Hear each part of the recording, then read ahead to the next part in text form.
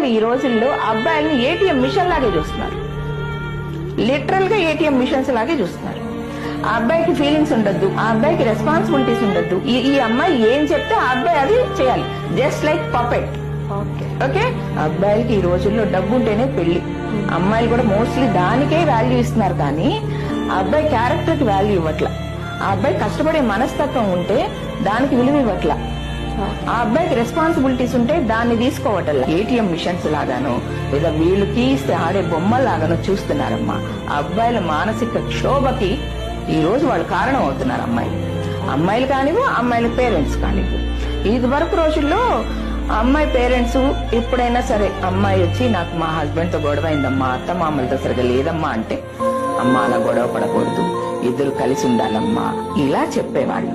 ఇప్పుడు పేరెంట్స్ అలా చెప్పట్లే. అమ్మాయిల పేరెంట్స్ గొడవ పడ్డా నీకు వాడితో ఉండాల్సిన అవసరం ఏంటి, వచ్చేయి మన ఇంటికి వచ్చేయి, నువ్వు సంపాదించుకుంటున్నావుగా, ఇలా